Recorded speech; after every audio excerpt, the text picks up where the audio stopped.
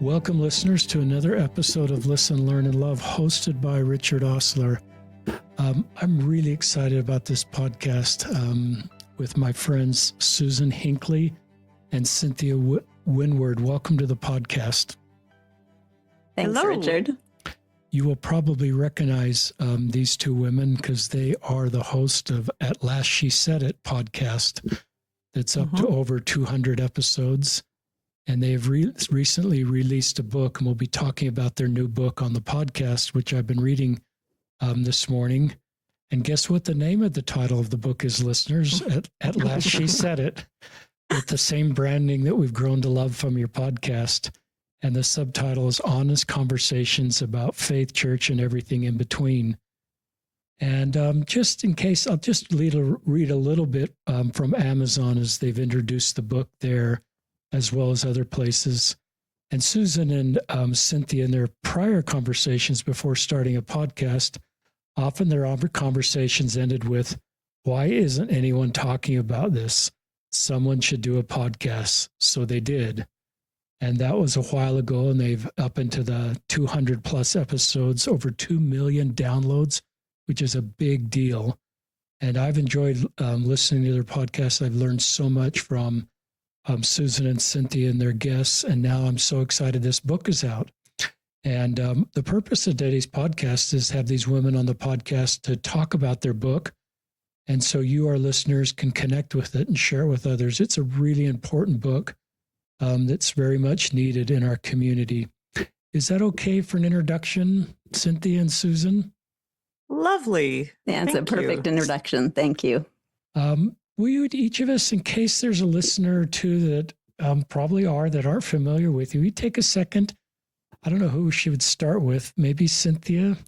Will you just introduce yourself to our listeners, and then we'll have Susan. Yeah, I'm Cynthia Winward. I live in Provo, Utah. I'm from California, but I came to BYU and never left. Wah, wah. So I didn't go back to my beautiful sunny Southern California, but living in Provo, it's been great. We raised, my husband and I live here. We're empty nesters, but we raised our children here. They're all grown-ups and out of the house now. So I'm living the empty nester life. It's all it's cracked up to be. I love, for the first time in my whole life, just kind of having to not care about small humans and, keep living creatures alive. It's really interesting to be an adult in my 50s now for the first time going, oh, I just have to worry about feeding me today. So that's where I'm at personally. And Susan and I have been hosting At Last She Said It for 5 years. We're good friends. We are different enough, I think, that that's the strength of our podcast. Is so often I'll tell a story and Susan will say, that is not my experience at all. So hopefully between the two of us, we bring different perspectives, personalities, different wiring. I think our brains are wired differently, but also there's a lot of overlap. And I think that's where our listeners, mainly LDS women, have they don't feel so alone because they resonate sometimes with Susan or me, or the overlap that connects both of us. Thank you, Cynthia. I'm Susan Hinckley, and I grew up right in the heart of Salt Lake City, lifelong church member, but left in about 1985 and never looked back. So we've lived all over the country, raised our children all over the church in the United States, and had a lot of different experiences as a result of living in all of those different areas and different kinds of wards. And so I guess I've amassed a lot of things to talk about in my 60 years of being Latter-day Saint woman. And when Cynthia and I became acquainted, it was working together in an online support group, and we were part of the moderation team. And that involved vetting members for that group, by which I mean people would approach the group and we would try to get a sense of, where they were in their personal journey to understand if our group might be helpful to them and would be a good fit. And so in the course of that, we heard thousands of people's stories. And it inspired a lot of conversation behind the scenes between Cynthia and myself. And very often we would talk about the things that people were struggling with and that we were struggling with, and wonder why we weren't hearing anything about those things, outside our own conversations and our own thoughts about them. And it occurred to us that if we really needed to hear more about those things, that other church members were probably sitting with the same kinds of experiences and didn't feel like they had a place to talk about them either. So one of the most amazing things about the At Last She Said It project has been proof of concept, really, since we launched our podcast, because we stepped into a space that we didn't really realize existed in the way that it did. It was like bringing water to the desert, and everyone showed up for it. And it's been the most validating thing for me personally that I've ever done in my life. Also feels like the most meaningful work that I've ever done in my life, because I feel like I've really brought something to other women in the church that they were hungry for. I think we know, when we encounter something that we're starving for, even if we didn't realize we were starving for it. But the kind of community that has grown up around At Last She Said It is exactly that kind of thing, a thing that people were starving for. And I don't think anyone really realized it until we showed up with it. So we were very fortunate and feel extremely privileged to have been the women who happened to step into this space and open our mouths and start talking. Yeah. Kind of just moves me, to be honest, to hear both of you talk. And I'm reminded of that Facebook group, listeners. When I came out of my YSA assignment, I was in what I would call a mini faith crisis and connected with that group. And Geraldine is part of that group. And it helped me stay in the church, listeners. We're trying to honor everybody's journeys on, I think, our respective podcasts. So this isn't a prescriptive thing your road needs to be in the church, but I did want to stay engaged in the church and needed a safe place to talk about very difficult topics. And both of you have been helpful in my life because you're willing to talk about tough topics in a way that doesn't dismiss the complexity of the topic. Some of the content is more dismissive. We shouldn't be talking about that, or that wasn't particularly helpful for me. I needed a safe place to talk about tough topics, and that group continues to be helpful for me. And I could, both of you became sort of, mentors, friends that are talking about the tough things and wanting to stay engaged in the church. And I had never met people like that before, and never, like you're talking about, realized this space existed. So thank you for your good impact on my life and so many others. And the other thing I'll say, listeners, is, and I mean this so sincerely, I think I'm the oldest of the three of us. I'm 64. Not by much, Richard. We'll give you the title, but not by much. But, as a young father, a young husband, a young church leader, I made a lot of mistakes along the way, especially to better support the good women in my life. And I wish I had listened to it. I wish your podcast existed 20 years ago. When we know better, we do better. And sometimes when I step into, patriarchy and some of these issues, it makes me feel uncomfortable. But I recognize, listeners, that sometimes the change I need to make in my own life to better support LDS women, and sometimes recognizing the own sexism in my own life. So sometimes I try to sit with that uncomfortableness and recognizes this change that I need to make. So I think you two are great, and I don't want to spend time talking too much about my story. Our listeners are here to hear from both of you. The first thing, will you just tell our listeners where to go to get your book? You can go to atlastshesaidit.org, and everything that related to our podcast will be there. So you can actually listen to episodes there if you want, or any podcast app. But yeah, to buy our book, we have a link there to Bookshop and Barnes and Noble, Amazon. You can buy it pretty much everywhere. So yeah, that's the best place to start. And it's kind of a blog at this point. So we have articles, transcripts, but yeah, you can find everything there. And so we'll put that in the show notes, listeners. So please go there and buy the book, share it with others. Let's just start. Kind of the question I usually ask authors is, why did you decide to write a book? I don't know. I'll just kind of let either of you take that. Do you want it, Cynthia, or would you like me to start talking? No, it's your turn. I It's just my spoke, turn? Okay. So tag, you're it. Well, I'll answer for myself why I thought it was important for us to write a book is number one, because I'm about 1,000 times more comfortable expressing myself in writing than I am in front of a microphone.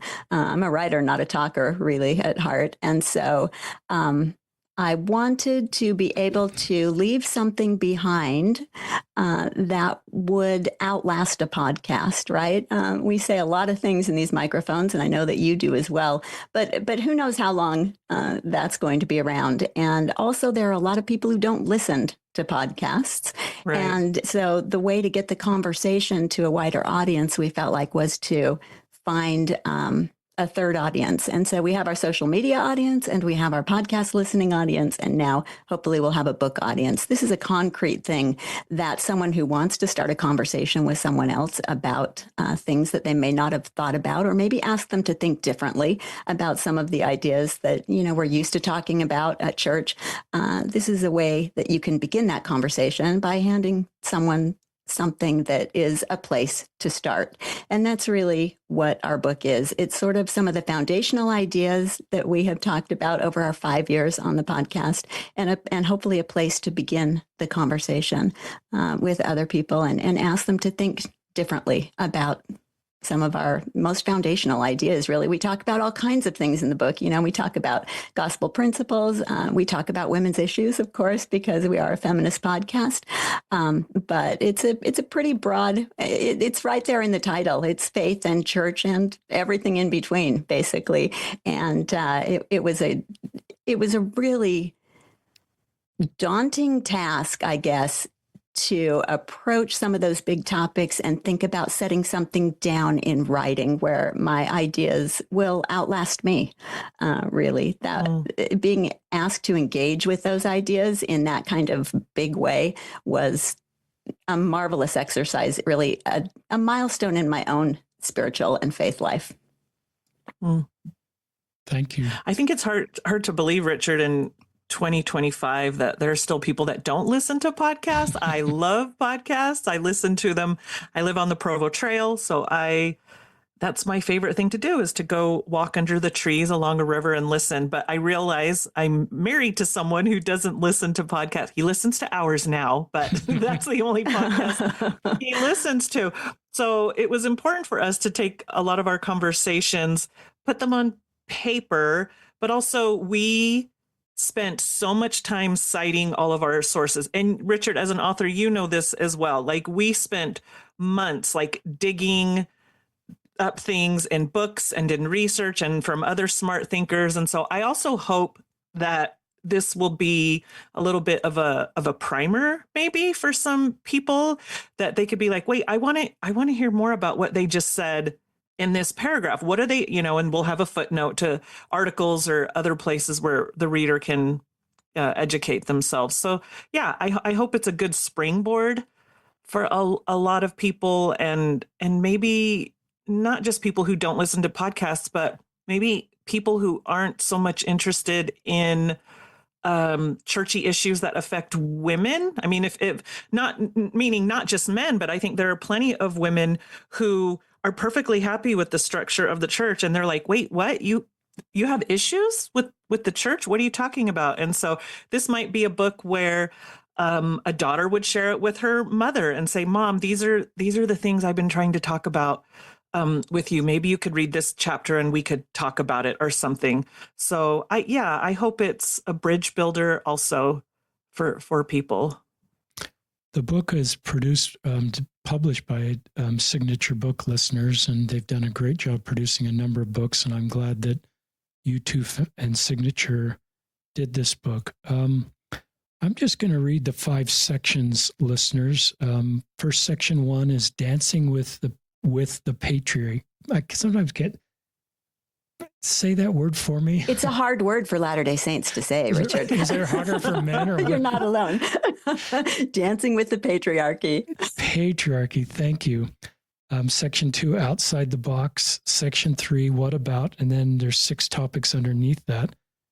Section 4, it's complicated. And Section 5, embracing your journey.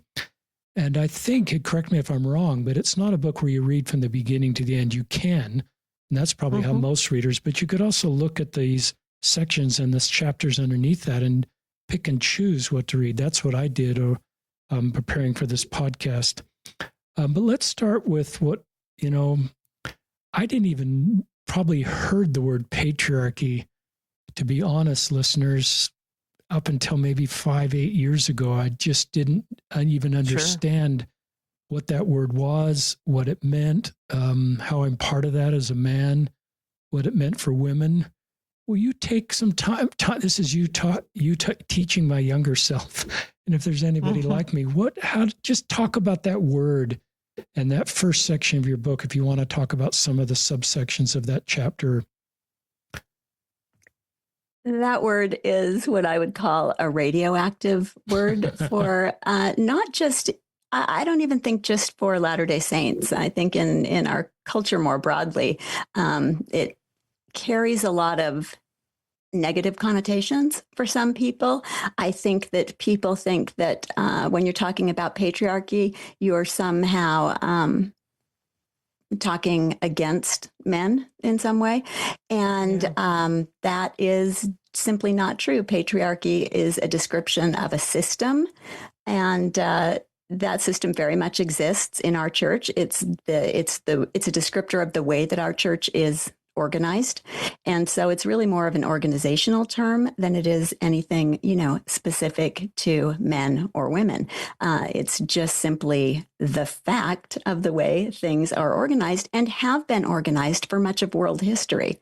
Men have been in charge of the organized parts of government and of the world over and across time. So it's really no surprise that our church has grown up in the same way that so many organizations in the world have grown up. But we needed a way to be able to talk about that separates, the people part of the church from the organization part of the church. And patriarchy is the word that really does that. It's been interesting to observe in ourselves over the 5 years and the 200 episodes. It was hard for us to say that word and talk about that word on our podcast in the beginning. We were reticent when it came to talking about patriarchy because we knew a lot of people would shift uncomfortably in their chairs, the minute that word came out of our mouths. And so it took us a little time to work into talking comfortably about it. 220 episodes in, I think I can say that our listeners are a lot more comfortable with that word than we were, and that we're more comfortable with it. Do you think that's fair, Cynthia? I think that's fair, but maybe because you and I got comfortable with it pretty quickly. We were so worried, like you said, about tossing around that radioactive word that we were careful. But then once we kind of spelled it out, what it means. And also early on, we didn't coin this phrase, but that phrase, be tough on systems and soft on people, has been really helpful. So I hope in all of our episodes and in this book, when we're talking about patriarchy, we're talking about a system.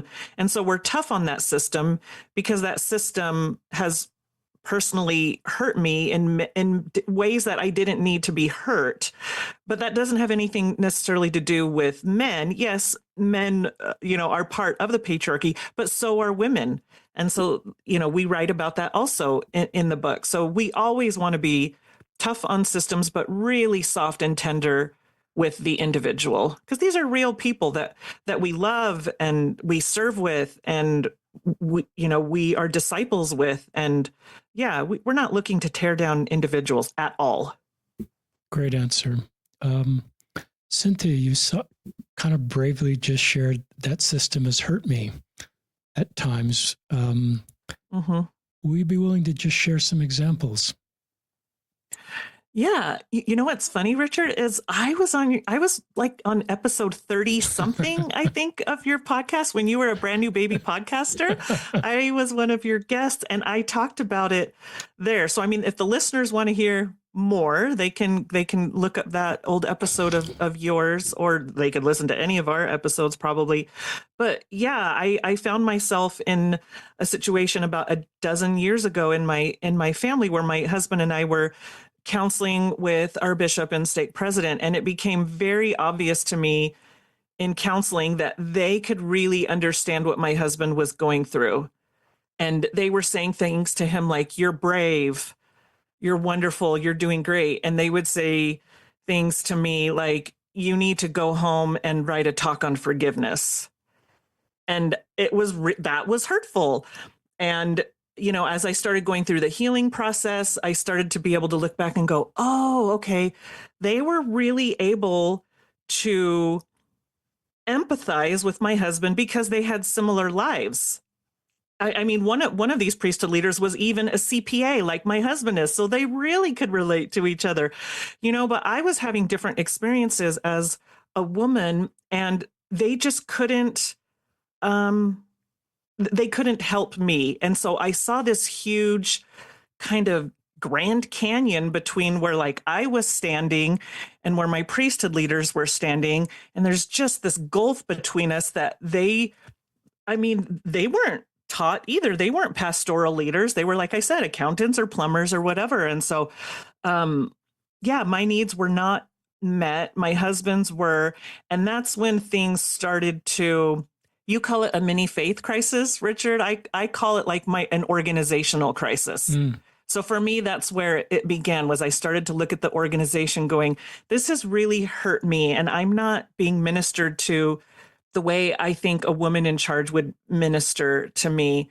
And that's where it all started for me, was a dozen years ago. But before that, everything worked fine. I mean, like most things in life, right? Things work fine for us until they don't. And then we start to go, oh, this system is difficult.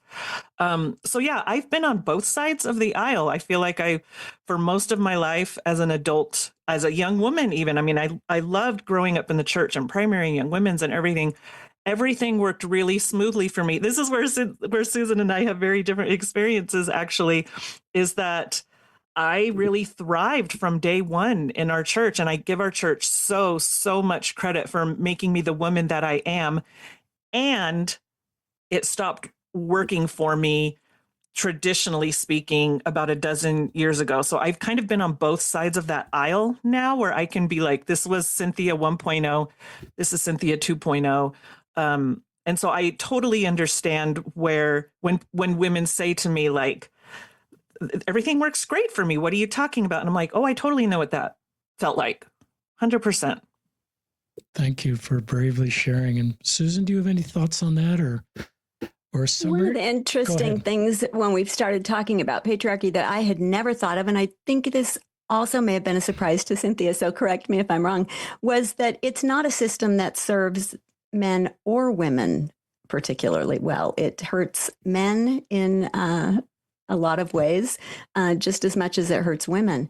And I think that is one of the reasons that it's such an important conversation to have, because as a woman who is acutely aware of patriarchy my whole life, I was born a feminist. I don't know how that happened. It's somewhere in my genetic material, I guess, but I was always keenly aware of that, bumping up against that wall myself. But I am guessing that a lot of men, pardon me, that a lot of men in our church, I'm so sorry, I'm not in my best voice today. I'm just coming off cold. But I'm guessing that a lot of men in our church had not only never considered patriarchy, but would have no idea where to begin with the idea that it's hurting them also, that it harms all of us. It has shortcomings that impact, everyone. And so coming to understand that has been really helpful. And actually, that's an idea that we are just barely beginning to scratch the surface of on our podcast and need to talk a lot more about, I feel like, because until we can have men really invested in this conversation with us, there's very little hope of moving anything forward. It's really interesting. Yeah. My difficult experiences in the church that are with individuals, which are limited, are with men. I've never had a difficult experience with a woman in any church setting, but I have with a couple men. Okay, that's interesting to me. Can you say more about that? Because I feel like that might say more. Well, it probably says a lot about you as a leader and the way that you move in the church. But I have a feeling it may say more about the way women operate in the church. Well, I've always felt more pastoral is a word Cynthia used that resonates with me. Uh-huh. It's something because we don't send leaders to learn that. It's some leaders have that intuitively and some don't. And I felt women naturally are more pastoral than men. And I've at times needed pastoral care in church assignments, and I've not felt that consistently. And some of the women in my life have naturally known how to do that, my good wife and other people. So that was sort of part of my faith, maybe an organizational crisis, journey, like Cynthia just said, is part of my journey too, is where I felt harmed by men in the church and just their approach to, supporting me in times where I needed support.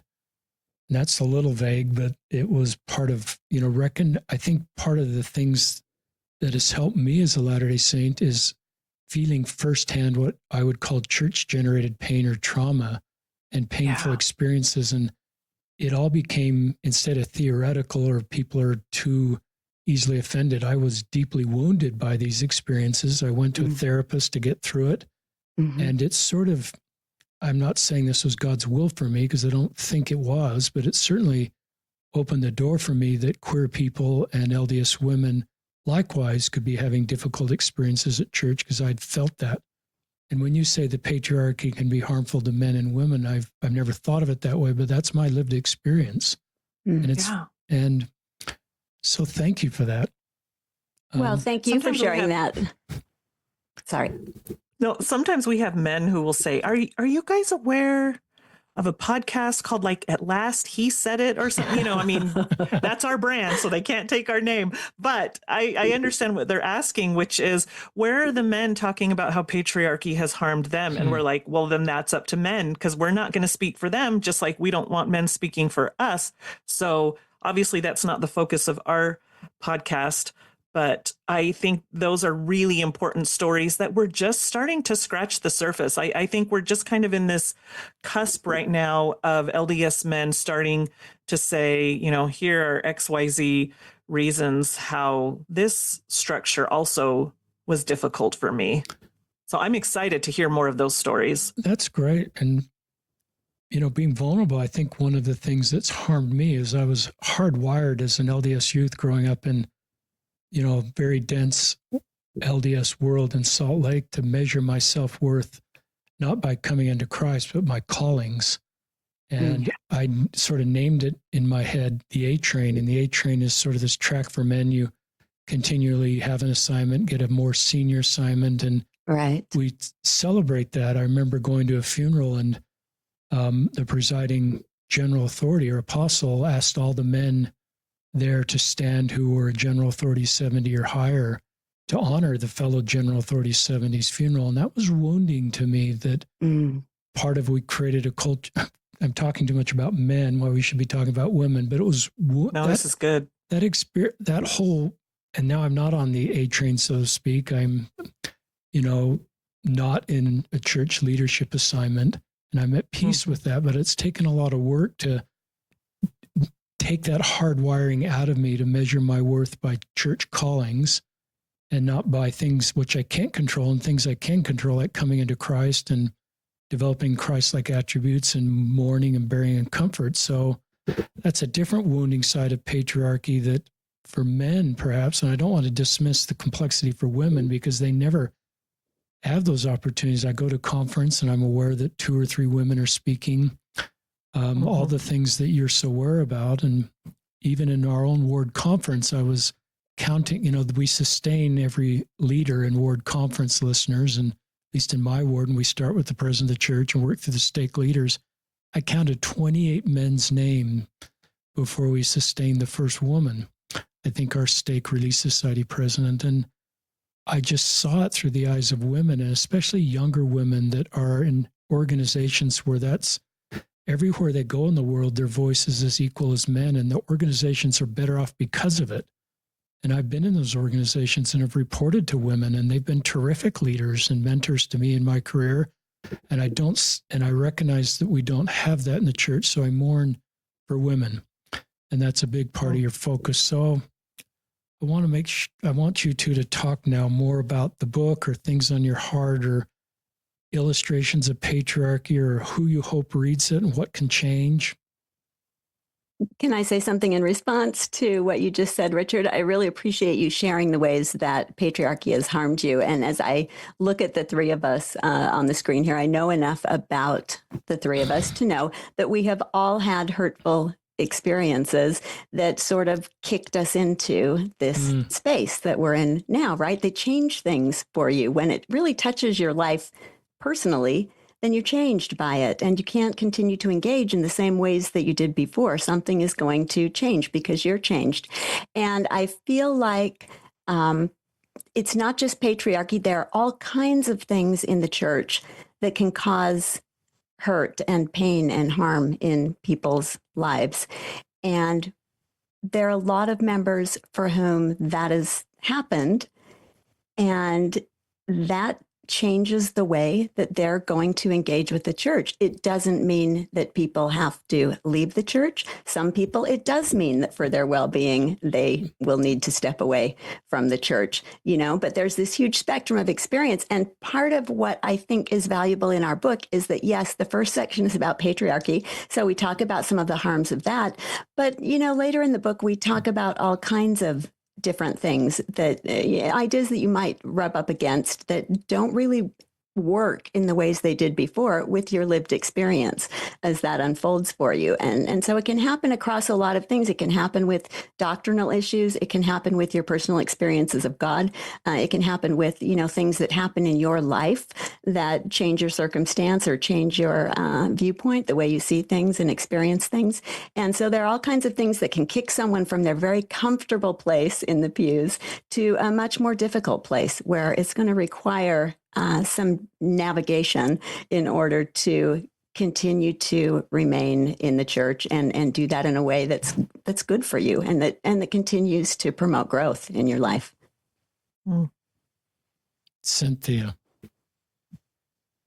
I think before we started our call, when the three of us were just visiting as friends, you had mentioned, Richard, you had just read the chapter on fear. And so, yeah, we have a whole section called what about?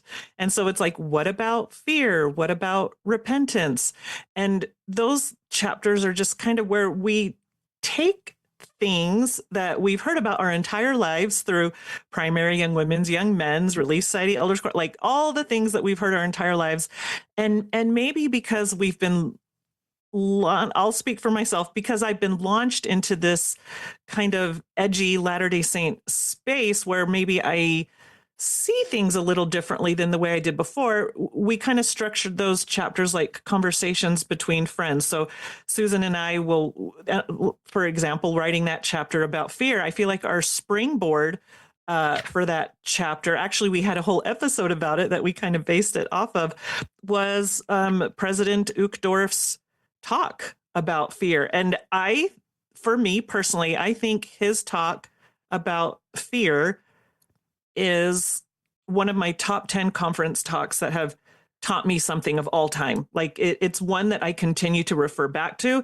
I thought the points that he brought up in that talk were so groundbreaking that I remember like fist bumping in the air when I heard that talk live for the first time. And I thought, wow, this is going to be a real changing point for us in the church, just based off of the points he was bringing up. And some of the points he brought up were things like, fear will never have the power to transform. Like you can get people to follow rules because they're scared to death. But if we're talking about the transformation that comes from living a Christ-like life, that's different. So in that chapter, that's what we're trying to do is just break down, first of all the ways that we wished we were more perfect at following Elder Uchtdorf's counsel about fear, but also just in the ways fear had played a role in our personal lives, in our church lives? Was it a motivator? Did it get us to obey rules? It's not so great at transformation.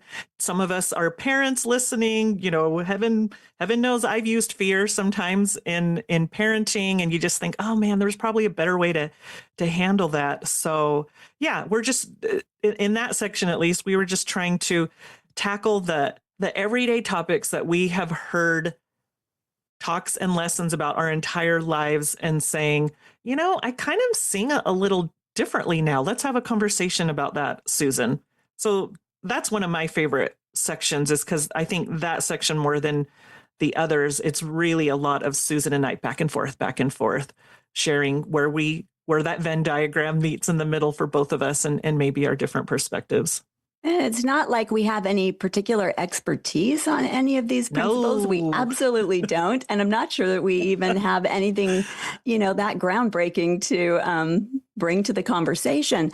But what we do have is experience where, oh gosh, the way I've always been taught about repentance, the way that we've talked about it, no longer serves me in a way. I need something different because my lived experience has taught me this. And so when you recontextualize something like repentance in the context of your lived experience, then it changes things. And you might need to start to think about some of those things in new ways. And I look at everything in that section as, hooray, it was growth for me. I used to understand it this way. And now that I'm a little older and I've lived a little more, I see it through a bigger lens, I guess. I see it a little bit differently. And to me, that represents spiritual growth. So those are my favorite sections in the book. Also, Cynthia, yes, because we go back and forth, but also because it's the place where I feel like we most often take something, a word like repentance or fear or faith or obedience. These are the kinds of words that are in there that Latter-day Saints use all the time. We're so used to those words. We're so comfortable with them. We're sure that we, could define them or know what they mean. But we sort of take those and ask people to think about them in the context of their own lives and see if that sort of changes the equation for them. I just had an experience too. One of our chapters on worthiness, my husband and I, we are the self-reliance instructors in our ward. And so we just finished our 10-week course on emotional resilience. And it's really good. Like the handbook, the manual for the class is really good. I feel like the church has done a great job. But a couple things like stood out to me. And one of our lessons, I wish I could remember what lesson it was now. There was a section in there talking about worth and worthiness, and they actually had columns, like on the left, this is how you define worth, and on the right, this is how you define worthiness. And it's interesting because Sister Tamara Runia, she just gave an amazing conference talk, right? On how your worth can never change. And so it was really interesting to sit, with my new lens of, well, it's not new anymore. It's like a dozen years old, but reading in the manual for emotional resilience, like it was kind of itchy to me reading about how the church was trying to define worth and worthiness, because I just thought, the word itself is problematic, right? And I've heard you, Richard, we may have quoted you in the book, I can't remember, say maybe instead of using worthy, we could say spiritually ready. Does that sound familiar, Richard?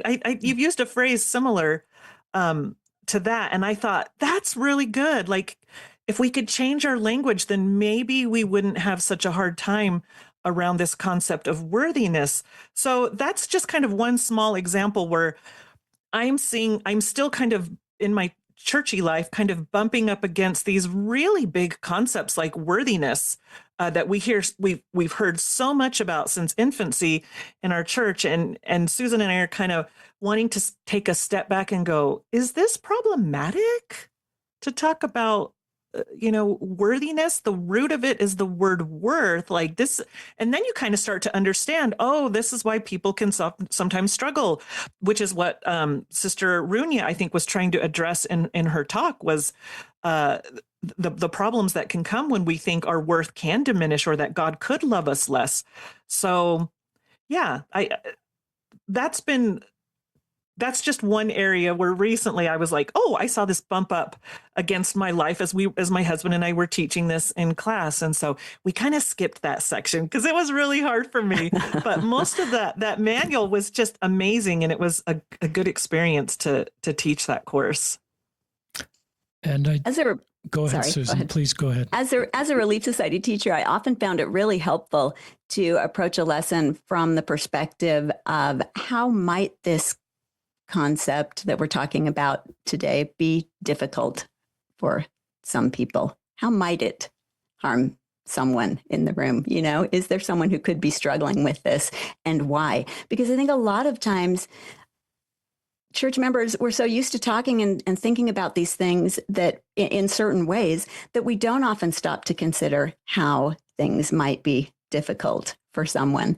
And when you're willing to sort of flip that switch for yourself, it can really change the way that you think about things. And one of the things I appreciated that Cynthia said earlier when she was talking about the way that we had so many references and things that we've done a lot of personal study and work in just trying to understand things for ourselves and make things okay that are difficult for us. That has taken a lot of personal work. And so we have tried to put so many resources into this book that if someone comes to one of our conversations about something like faith or obedience, and it's something that they're struggling with or haven't ever struggled with, but perhaps want to expand the conversation for themselves and kind of start to think about approaching the idea in new ways, we're hoping that when they read that chapter, they can benefit from some of our work and look at some of the resources that we've consulted. And it gives them a starting place to begin to sort of expand their own thinking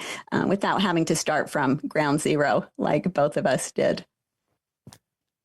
And that's the beauty of this book, listeners, is the first section of the 5 is patriarchy, but these women are really good theologians, really good pastorals.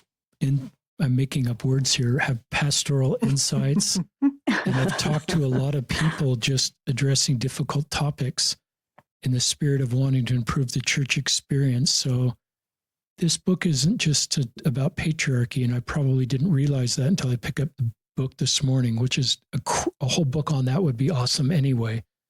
But I did read the fear chapter, and it was terrific. And you quoted some wonderful resources, and I thought, I wish I'd read this chapter 20 years ago. Mm-hmm. And it reminded me of Elder Uchtdorf's talk. But sometimes culturally we think, well, women can't teach about repentance. That's a man thing because men's are the judge in Israel. And if I maybe had thought that 10 years ago, but I wouldn't think that now. We should, take some time to realize what Susan and Cynthia have written about repentance and about worthiness and about other important subjects. And they have a whole lived experience and families they've raised and experiences and theological insights to help us. So this is a really important book that touches on many, if not all, aspects of culture. They're remodeling in the next room. I don't know if you can hear it, listeners. I apologize if you can. Maybe you can't. But keep just sharing more about the book. Or another question comes to my mind if you want to go this direction is, what would you say to men that want to improve the experience for women at church? So you could go more on the book or more just that direction. Well, Richard, that's the $1 million question, because every change for the betterment of women that has happened in this church and that will happen is because a man has to decide it's a good idea. I don't have any structural power in the church to change anything. So I am completely reliant on I have an amazing bishop. And so he's even come into my home and said, tell me what it's like to be you. I mean, that's a great place for any leader to start, is just approach the women in your ward that maybe have a little bit different perspective than you do and say, tell me what it's like to be you, and then just listen. So I've had really good examples of priesthood leaders in my life who have done just that, and they don't jump in and try to fix, and tell me to think differently about whatever topic it is. But they listen. And I think, let's just keep going back to that word pastoral. Like, I think that's what it means to, let me say it this way. I have a lot of compassion on male leaders in our church because they are supposed to be ministers and administers, right? They're supposed to be in charge of like collecting the tithing and making sure it all gets put into the system and making sure people get signed up for youth conference and all those kinds of things. So like administering, but they're also ministers where they are pastors to us. And so I have a lot of compassion on men who are not trained, right? Who are the accountants and the plumbers and the MBA guys, and who are just thrown into these roles. But I think if nothing else, the good men who serve in this church can go to the women and say, tell me what it's like to be you, and just listen. And maybe there are some things that priesthood leaders can do at a grassroots level that can improve the experiences of the women in their wards. I've noticed that in my wards over the years as I've tried to counsel with leaders to say, when you refer to the young men passing the sacrament as the priesthood, what are you insinuating? You're insinuating men are priesthood. And so it's little things like that where I've tried to just talk to them over the years, hopefully in very constructive ways and not like a finger wagging way. Because nobody wants to be finger wagged at, right? Like nobody wants that. We all react better when people say, would you like to hear my experience? This is why it's hard for me when you refer to men as priesthood. And then they changed it and they don't do that anymore. So it's little things like that I think male leaders at church, if they really, really took it seriously of being ministers, that they really could minister to us in ways that could make all the difference. Susan, thank you. That was great, Cynthia. I really want to acknowledge right here in the conversation that one of the thrilling things about doing this project has been the surprise of how many male listeners we actually have. We have far more male listeners than I ever anticipated that we would. And there are so many good men who have been willing to support our project in all kinds of ways, financially, which has been really helpful, but also just by showing up in our conversations and even to our events. Sometimes we have men, we'll occasionally have a man show up to our events. And it's so... It feels so good to me and so supportive in a way that I don't always experience in my church life. And as Cynthia said, there's nothing that's going to happen for women in this church that isn't going to come from men becoming interested in seeing it happen. And so that's been amazing. When Signature approached us and we started going back and forth on the cover for our book, they definitely wanted to use our logo, which is red lips, as anyone who's seen our podcast might know, on the cover. And I had a lot of feelings about that because I thought, I'm not sure a man is ever going to pick up the book with the big red lips on the front and buy it for himself. Like, I don't know that that's going to happen. And in fact, just last night, my husband, he had a huge airport delay yesterday. He had one of those travel nightmare days. And he said, well, at least I made a lot of progress on your book. And I was thinking about my husband. I mean, just knowing him for as long as I have, I've known him a long time, sitting on an airplane or in an airport lounge, reading the book with the big red lips. And it filled me with a little glee because it seemed completely outside what I would expect from him. And so I'm thrilled that he was fine. He didn't have to wrap it in brown paper like we used to wrap our textbooks. He was proudly carrying the red lip book around. But I did worry a little bit about that maybe limiting our audience. And so for all the men for whom that is not limited their engagement, I really can't express to you how much I appreciate it. And you would definitely be one of those men, Richard, who's willing to have the hard conversations and the conversations that not everyone is really ready to have. Just keep sharing. I bet I could ask you questions, but I think you both could just share what's in your heart. Oh, go ahead. Ask us questions, Ask Richard. us questions. Well, I'm a little blank now going, I think we Okay. said everything, but go for it. I'm thinking of potentially dismissive statements that men might say to women that I have said, and I didn't. It's sort of being a tone issue or tone deaf to and the education that your work. I like the way you call it work, not just a podcast or a book, is doing. So sometimes I hear, we put women on a pedestal in the church, and we sort of, or we say men need the priesthood and women don't, and there may be a lot more that we say. Just share some of those, and sometimes, and why those may not be helpful for women. Well, let's just take the one you said then. When men and women like to say, men need the priesthood and women don't. First of all, I think that's one phrase that actually hurts men if you think about it, because what they're saying is men are less than, so we have to give them something to build them up to get to the level of women. Well, I'm not really comfortable. I don't want my grandson to absorb that message that they are somehow lacking in capacity or worth, if we're going to go use that word again, that they have to be given something to just be equal to women. And then on the flip side, that phrase is hurtful to women because I feel like, if we're going to use the stereotype that women are naturally nurturing and that we're naturally good at loving and serving and being disciples, I just need to say on the record, those things don't come naturally to me. And I have tried really, really hard. And I'm a clumsy disciple, so I fail every day. But I have tried really hard to be a disciple of Christ. Sometimes I have to say to myself, put one foot in front of the other. Like, it's really hard. And so I never want to diminish the real work that it takes for women and men to be disciples. Maybe some people, this really does come naturally to them, but I think that goes across genders. And I look at my husband, he's more nurturing in many ways than I am, depending on, what exactly we're talking about.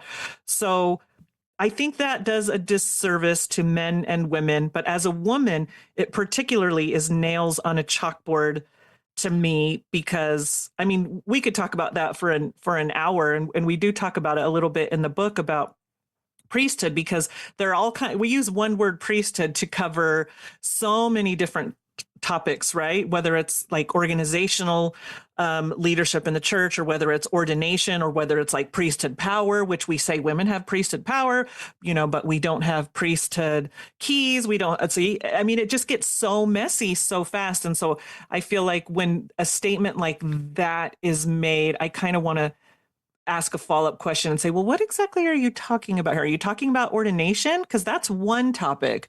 But if you're talking about just me as a disciple of Christ, I don't need priesthood, but men do. Well, then that's another topic as well. So, it kind of sends these tentacles out in all kinds of directions. But yeah, we've got to, please, people, for the love of all that's holy and decent, let's quit saying that phrase from now on, that men need priesthood and women don't, because we're naturally Like, that's so offensive.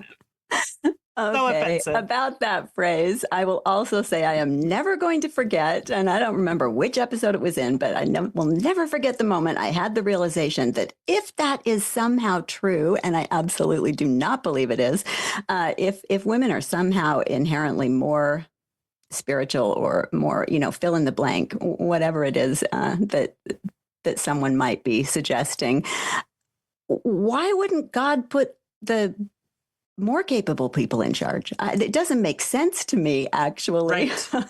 That we would, build an organization upon which so much rests.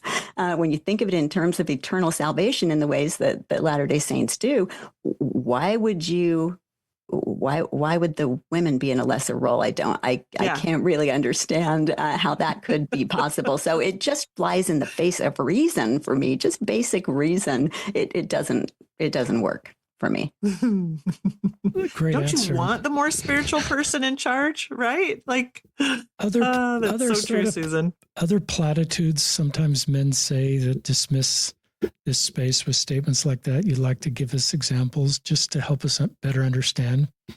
I don't think it's just men. That's the thing. And that's another thing that all of our conversations have really taught me is that as Latter-day Saints, we say things over and over all the time. There are all of these things that have become part of our common lexicon, and we toss these phrases out and we use them and everyone's used to hearing them. So you don't even really think about it. It sounds like what you're accustomed to hearing. But as I've started to confront some of those ideas, and I'm going to call them very tired ideas because I think that this is where that tiredness starts to show, I have found that they really don't mean anything at all. When you start taking those things apart, all of the meaning that we've invested them with is very often not really there at all. And so one of the things that would be most helpful to me to see change at church would be stop using some of those tired ideas and start giving me real words that actually mean something. And I was thinking about it when Cynthia was just talking about things like priesthood authority and priesthood power. We toss around all these phrases that we really don't have any clear sense of exactly what are you saying and what does it mean. So I need real words that mean real things at this point in my spiritual life. And I feel like I don't always get that at church. One of the sections that I read this morning was written. One of the things listeners, just like they do in their podcast, is Susan and Cynthia, as they wrote this book, who's writing. They just have their names and then their sections. I think that's because your experience is a little different, but so complementary to each other. So you've taken that format into your book, which I think is terrific. So when I read this section about your stake president, Susan, asking you how many children you had and inferring you should have more, and you kind of being tight-lipped smile I've learned to carry with me as you feel the angst of, a personal opinion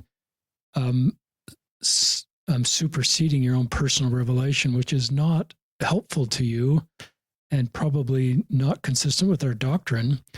But then you talk, and so you go through just a really good job of talking about difficult experiences. And then I read this, but here's something that's surprising. It's possible to hate the patriarchy and love the priesthood. And then you pivoted into priesthood blessings you've received and how helpful those have been. So I love, just as kind of back to what you both said, you taking tighter definitions of things, priesthood power, priesthood keys, priesthood authority, and how important we need to mature that in our culture and be honest that women don't have the priesthood and their ability to participate is different than men from every metric I know. And you go through that. And some of those I didn't even pick up. It's kind of back to the first part of your book about patriarchy and just the reality of that women, to run their organization, they need to go to a man to get okay for the budget and okay who's called. And so there's differences there. So keep sharing just things that come into your mind.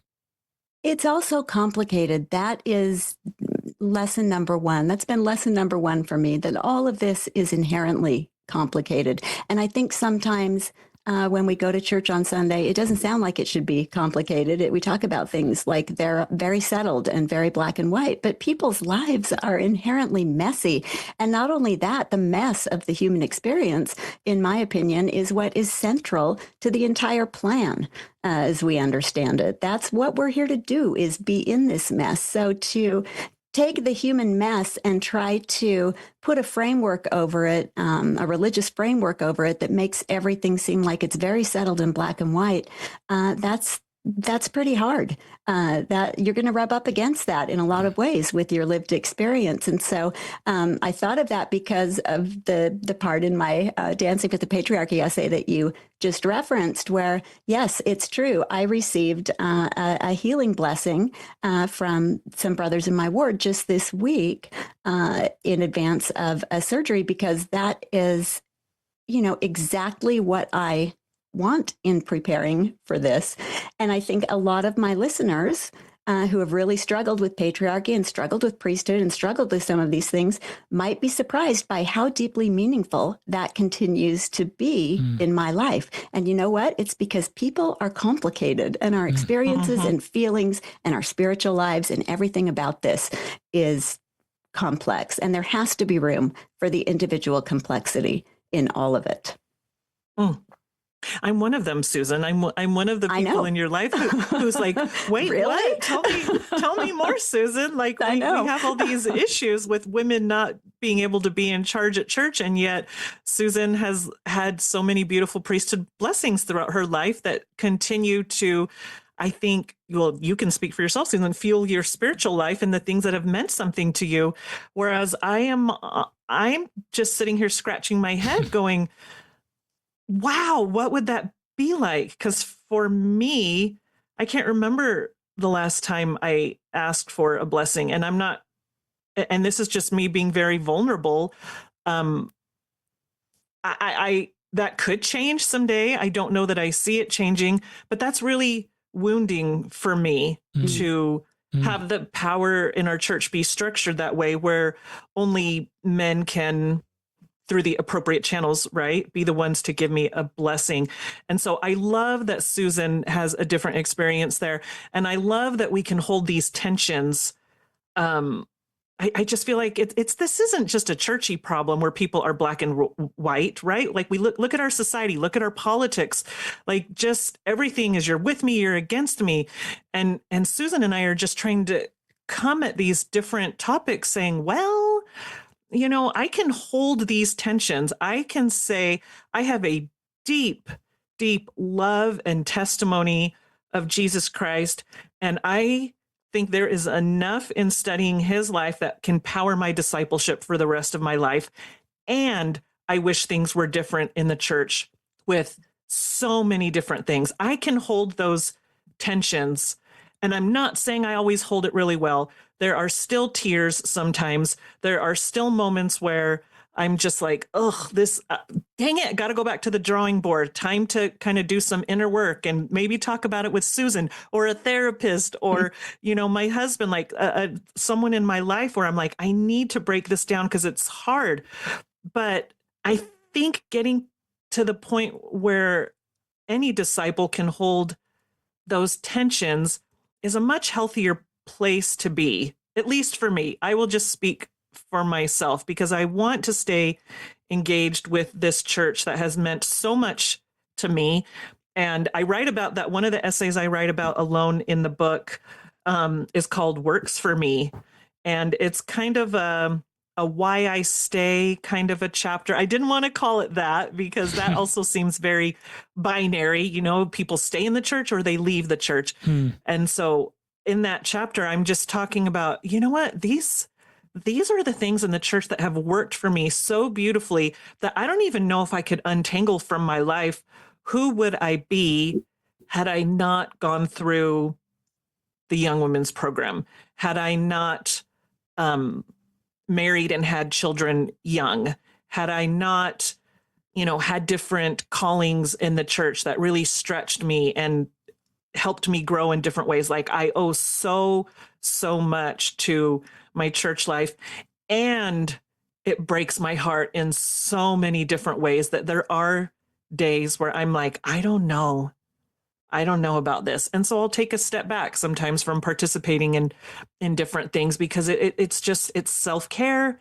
It's considering my mental health and my spiritual health. And I feel like I just try to be in tune with what my heavenly parents want from me and where I'm at, my physical, mental, and spiritual health. And that's kind of all I got. Like Susan and I don't have any answers. I don't feel like if we throw out answers in this book, listeners, ignore them. We don't have answers. No answers were intended. No answers. But we're just trying to talk about our experiences, and they're messy and they're complicated. And I'm sure in this whole rant I've just gone on for a few minutes, people will hear where I'm like contradicting myself. Yes, right. I probably am, right. You know, like it's just so messy. All I know how to do is be me. And that's the only expertise I have brought to this podcast over the years, and Susan as well. And that's what women have said to us is, I see so much of my experience And there are two things the women say to us: I'm not crazy, Yeah. and I'm not alone. Yeah. And that's all we ever wanted to do, because I would never want to give a prescription for how somebody else's life should look, how their spiritual life, how their path with Christ should look. I can only say, this is what I'm doing. And at age 51, this is where I'm at. And it might look different in 5 years. It might look different tomorrow, but I'll stop, Richard. That's a big rant. No, that was perfect. I was thinking it made me continue to think about that idea of blessings and my experience, this week and all my other experiences with it. And if I can show up in an essay and describe, my love of blessings, under the hands of priesthood holders in my life, but also the idea that I might have an even more extraordinary experience under the hands of my sisters. But I haven't had that experience, right? I haven't had that because that isn't part of what is practiced in our church. Women do not give healing blessings in that way. Currently, there have been times when we have historically. That's more complicated, but we don't now. And so I haven't had that experience. I yearn for that experience. I would love to experience that because blessings have meant so much to me, but I don't have that. But what I do have is the experiences that I've had under the hands of brethren in my life. And so I can show up and explain the tension that exists for me, also the meaning that I have found, and show that I'm continuing to wrestle with these things, but it doesn't change the meaning that I have found, right? It doesn't detract from the meaning. The fact that I'm wrestling with this hard thing doesn't have to rob my own experience of meaning. I don't need to deny the things that I have experienced or the things that continue to nurture my spirit. And I feel like if I can show that, in my writing, then maybe it makes a tiny space for someone else who is wrestling with something that they can say, okay, I can continue to hold these things and walk for a little bit. Maybe I don't have to set it all down and walk away. Maybe there is something inherently worthwhile in the wrestle itself. So really, that's always our goal with this book. We are not here to give answers. We're here to show up, talk about our own experiences only, and that's all we ever try to talk about, because it's what we have. It's the thing we are experts in, is our own church experience. And we can do that in a way that's honest, hopefully, and that exposes some of the challenges that people might be having, because if I'm having it, I'm pretty sure I'm not the only one on most things. If we can do that, it provides a true service, I feel like, to members of the church who haven't felt like they maybe were at liberty to wrestle, and certainly not at liberty to wrestle openly. I think a lot of times when we're wrestling, we're thinking, well, what's wrong with me that this idea is hard for me, right? No one else in this gospel doctrine class sounds like they're struggling with this idea. This is hitting me wrong. What's wrong with me? And I just want to tell people that there are a lot more thoughts and experiences going on in that room than we ever talk about during the lesson. And so if I'm willing to show up and write those things down and put them out there for you to consider, then I'm offering you space. And I feel like that's why I call it work, Richard. I feel like it's a valuable service, really, because it's not easy to be the one to go first always, right? And I'm sure that you have learned so much about vulnerability through the amazing conversations that you've had over the years on your podcast. It's not easy to be the one who shows up and says, look, this was really hard. But I feel like it really is true service. It's doing the Jesus work in a very real way, in my opinion, if you're willing to show the hard parts. I love the way you two complement each other. It's part of the strength, and it role models what discipleship should be in our culture. I'm really moved by what you said, Susan, both of you, but what Susan said most recently about what would it feel like to get a priesthood blessing from a woman. Mm. You didn't necessarily say give one. That would be an interesting experience too. But I just thought about that. I've never thought about it like that. And I thought to myself, what would it be like for me to get a priesthood blessing from a woman? Mm. And my younger self would have said, well, this kind of conversation is the first step to leaving the church or on the road to apostasy. And now my current self, these are just normal things that people wonder about. And you correctly referenced that women gave healing blessings early in our church, and we don't now. And could that change? And when I think about change, listeners, I just the model that I use is our church was restored in a culture that had feelings about women, Black people, LGBTQ people. And so how much of that is culture versus doctrine is still unclear to me. And over time, we've, changed our feelings about Black people. They can fully participate in the church and hold the priesthood. And I just am open to changes. The model that I use is eternal truths are unchanging, like God loves all of his children, all alike under God, kindness, love, God, love our fellow men. And our doctrine is our best attempt to reflect eternal truths. But I believe, listeners, our doctrine has changed, and it could change. I don't know God's will, and I'm not an activist. I'm not a leader in the church, but I'm open because women's experiences are different than men's, and there's pain there. And like one of my podcast guests, who's a doc, said, pain's our friend. As a doctor, it helps us understand what we need to address in the human body. Mm-hmm. And so pain that members of the church are experiencing is a friend. For us, they're especially in a position to improve things, to sort of do a deep dive and understand why are people having painful experiences and what can I do in my circle of influence to address that. And potentially, I'm completely open that women would have the priesthood again one day. That's not an uncomfortable thought to me, listeners. I'm not out campaigning for that. I don't know if it's God's will, but I'm open to that. And I'm open to an improved experience for queer people. And that's just the way I navigate that. When someone talks like Susan about what would it be like to receive a blessing from a woman, I don't look at Susan being less faithful for saying that. I look at her spiritual maturity and her insights about the priesthood and about pastoral care and the love. That was all out of love. That wasn't out of activism. That wasn't out of, I want more power. That was just out of love. And it's beautiful, and it's a noble desire. So, and I sit with you wondering about that too. And that was a lot of you have said some beautiful things. I love the concept of safe places that your podcast has created, because I go back to, church, and a lot of people have the same thoughts that your podcast is addressing, and it's a safe place for people. The other thing I thought of, listeners, is the term heavenly parents. One of the things I've done as a man, every time I speak, in a church setting, usually someone asked to speak about supporting queer people, I always use heavenly parents. It may be the exception. I pray to Heavenly Father. But when I talk about our Heavenly Father and our Heavenly Father's love for us, I never talk like that. I talk about heavenly parents. It's just our doctrine. And it's something I can do in my circle of influence to always recognize Heavenly Mother, and that she's there, and I'm cognizant she's there, and we have heavenly parents. And it's a beautiful part of our restored doctrine that I wish we talked more. I think there was just one reference to heavenly parents. Somebody said that in a Facebook post in our last general conference, and I mourn for that.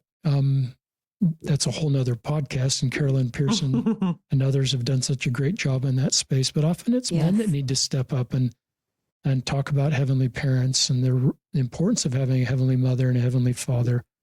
It's a little bit of a tangent, but I'd love to anything else you'd like to share in closing? I don't know who wants to go first. Cynthia, do you want to go first, or Susan? Sure.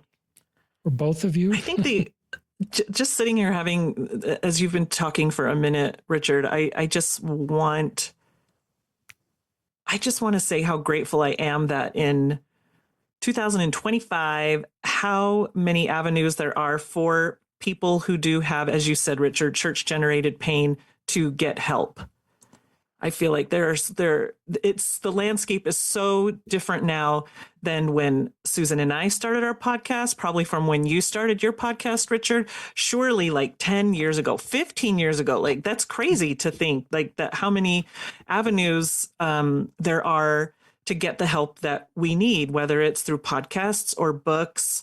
I just think we're in a great time right now where anyone in our church who they love following Jesus, but they have a few things that are just, they can't quite reconcile. There is a way for them to find the help that they need, to find that pastoral help, right? That they need. And so whoever's listening to this podcast, like, it's such a great thing right now that there are so many ways to get, which if it's women's issues that you're struggling with, listen to us. If it's LGBTQ issues, listen to Richard and other podcasts out there. I'm just grateful because I feel like when so many of us started having, whether it was a mini faith crisis or a full-blown faith crisis or anything in between, even a decade ago, there were limited resources, and that's not the case now. So what a great time to be a Latter-day Saint.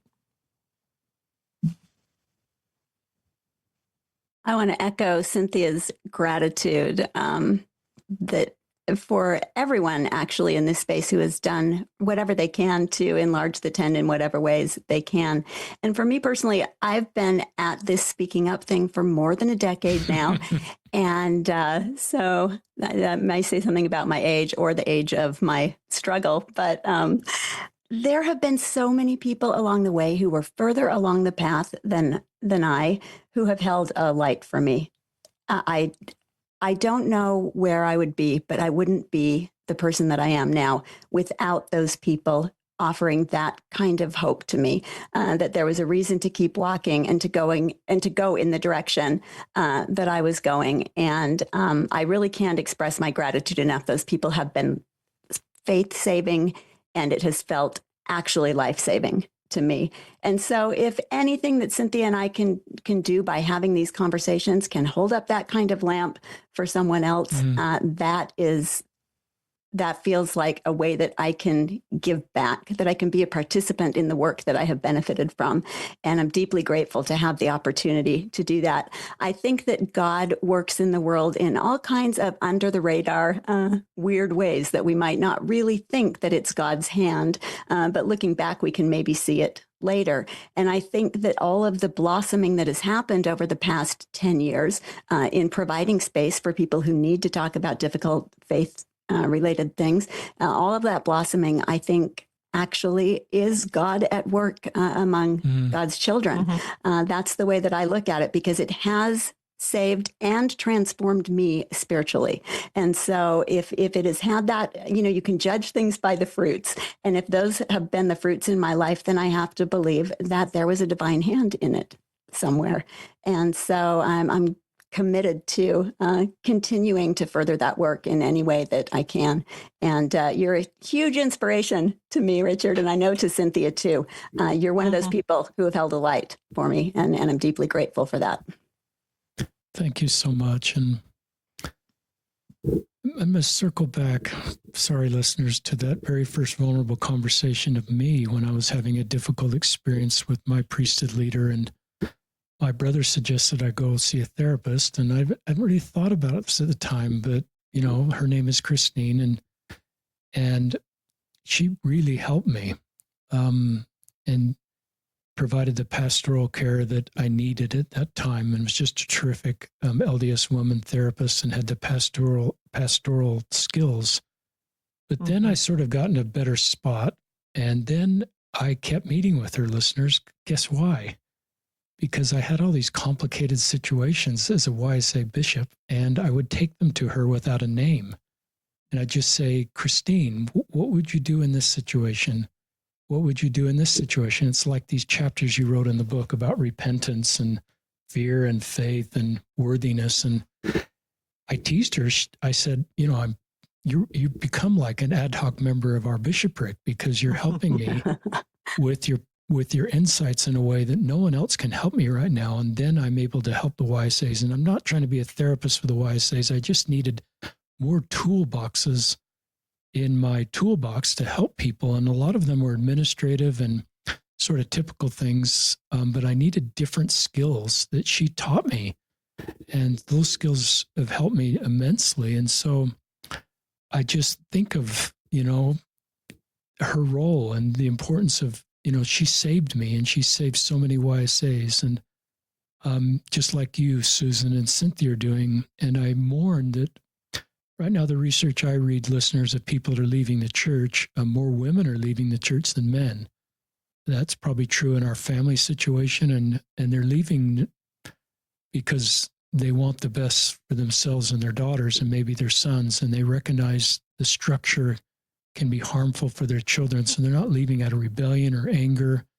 They're leaving out of love for their family and wanting to provide their family with the very best structure to thrive in. And they not agreeing with them or disagreeing with them, just kind of stating a general feeling from some. And so I mourn that incredible people step away from our church that we would be better off with, and they're bright and capable and young and thoughtful. And I'm grateful, and you two know that better than I do. And so I just hope for better days, and I'm grateful for the work Susan and Cynthia and others are doing, the guests that come on their podcasts. And I just encourage us all to read this book, read it as a word counsel, read it as a presidency discussion chapters, whatever, because it helps people feel like they belong, and it gives us better tools, the kind of tools that Christine gave me in my YSA assignment, and that Susan and Cynthia gave me when I was navigating my own faith journey, and others in that Facebook group. So it's a labor of love you're both doing. You're making a big impact for good on a lot of people. And I hope for better days for women in our church, because I think it strengthens our church. And we're able to bring the beautiful message of our restoration, the healing nature of our doctrine to more people, including heavenly parents that love us and are worth us set. So in the show notes, we'll have at lastshesaidit.org to buy this book. Please listen to the podcast. And there's a lot of people who just love to jump out of their earpods right now and give you, Cynthia, and you, Susan, a big hug for the work you're doing. You're trailblazers, you're pioneers, you're really brave, and you're helping a lot of people. And I'm a bit emotional. You're just on my Zoom link, but I'd just love to give a big hug and on behalf of all the people that have been blessed by your work. And it's really making a difference. And so thank you. Thank you, Richard. Thank you. Such kind words. And listeners, thank you for listening. And please listen to their podcast. It's a great podcast, and read their book. And I know I do a podcast, but I love promoting other podcasts because what they're doing is great. So this is Richard Osler signing off from another episode of Listen, Learn, and Love.